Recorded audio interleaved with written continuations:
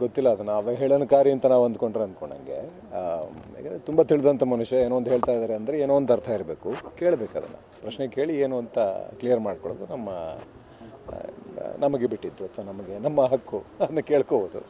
ಹಂಗಂತ ಅಂದ್ಬಿಟ್ಟು ಅದನ್ನು ಅಷ್ಟೊಂದು ಭಾವುಕವಾಗಿ ನೋಡೋ ಅವಶ್ಯಕತೆ ಇಲ್ಲ ಅಂತ ನನಗೆ ಅನಿಸುತ್ತೆ. ಯಾಕಂದರೆ ಎಲ್ಲ ಭಾಷೆಗಳು ಎಲ್ಲಿಂದನೋ ಹೊಟ್ಟು ಬಂದಿರ್ತವೆ.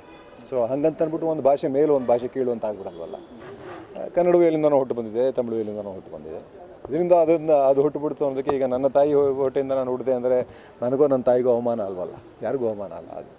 ಸೊ ಸಮಾಧಾನವಾಗಿ ಇದನ್ನು ಭಾವುಕವಾಗಿ ಇದು ಮಾಡಿದೆ, ಭಾವುಕವಾಗಿ ಜನಗಳನ್ನ ರೊಚ್ಚಿಗೆ ಏಳಿಸ್ದೆ. ಯಾಕಂದರೆ ಜವಾಬ್ದಾರಿಯುತ ಸ್ಥಾನದಲ್ಲಿರೋರು ಅದನ್ನು ಮೊದಲು ಮಾಡಬೇಕಾಗತ್ತೆ. ಈಗಾಗಲೇ ನಮ್ಮಲ್ಲಿ ಭಾಷೆ, ಧರ್ಮ, ಜಾತಿ ಎಲ್ಲದನ್ನೂ ಇಟ್ಕೊಂಡು ಬಳಸ್ಕೊಂಡು ಅದನ್ನು ರಾಜಕೀಯ ಮಾಡ್ಕೊಂಡು ಅದನ್ನು ಬಂಡವಾಳ ಮಾಡಿಕೊಂಡು ಅದರ ಲಾಭ ತೊಗೊಳ್ಳೋರೇ ಜಾಸ್ತಿ ಇರೋದ್ರಿಂದ ಇದನ್ನು ಭಾವುಕವಾಗಿ ನೋಡಿದೆ. ಭಾಷೆಯನ್ನು ಭಾಷೆಯಾಗಿ ಪರಿಗಣಿಸಿ ಒಬ್ಬ ತಿಳಿದ ಮನುಷ್ಯ ಏನು ಹೇಳ್ತಾ ಇದ್ದಾರೆ ಅಂದರೆ ಏನು ಅಂತ ಕೇಳಿ ಅದನ್ನು ಅರ್ಥ ಮಾಡ್ಕೊಳ್ಳೋದು ಮುಖ್ಯ. ಯಾಕಂತೇಳಿ ಸರ್ ಅವರು ಹೇಳಿದ್ದು ಸ್ಪಷ್ಟವಾಗಿದೆ, ತಮಿಳಿನಿಂದ ಕನ್ನಡ ಬಂದಿತ್ತು ಅವರು ಸ್ಟೇಟ್ಮೆಂಟ್ ಮಾಡಿ. ಅದರಿಂದ ಯಾವುದಕ್ಕೆ ಅವಮಾನ ಆದಂಗೆ ಆಯಿತು? ಯಾರಿಗೂ ಅವಮಾನ ಆದಂಗೆ ಆಗಲಿವಲ್ಲ, ಬಂದಿದ್ದರೆ ಸರಿ. ಅದಕ್ಕೆ ಯಾಕಂದರೆ ಬೇಕಾದಷ್ಟು ಥಿಯರಿಗಳಿದೆ. ಒಂದೊಂದು ಭಾಷೆನೂ ಎಲ್ಲಿಂದ ಬಂತು ಅಂತ ಯಾವುದೂ ನಿಮಗೆ ನಿಖರವಾದ ಮಾಹಿತಿಗಳೆಲ್ಲೂ ಸಿಕ್ಕೋದಿಲ್ಲ. ಇದು ಸಂಶೋಧನೆಗಳು ಇನ್ನೂ ನಡೀತಾನೆ ಇವೆ ಎಲ್ಲಿಂದ ಬಂತು ಅಂತ ಅಂದ್ಬಿಟ್ಟು. ಸೊ ಒಂದು ಭಾಷೆಯಿಂದ ಇನ್ನೊಂದು ಭಾಷೆ ಬಂತು ಅಂದರೆ ಅವಮಾನ ಅಂತ ಯಾಕೆ ಅನ್ಕೋಬೇಕು ನಾವು? ಯಾಕಂದರೆ ಕನ್ನಡಕ್ಕೆ ಇತಿಹಾಸ ದೊಡ್ಡದಿದೆ ತಮಿಳಿಗಿಂತ ಏನೋ ಅಲ್ಲ. ಅದರಲ್ಲಿ ಏನು ಪೈಪೋಟಿ ಏನಿದೆ? ಯಾರ ಜೊತೆ ಪೈಪೋಟಿ ಹೇಳ್ತಿದ್ವಿ ನಾವು? ಪೈಪೋಟಿ ಇಲ್ಲಿಲ್ಲ. ಭಾಷೆಗಳು ಎಲ್ಲ ಭಾಷೆಗಳು ಇರ್ತವೆ.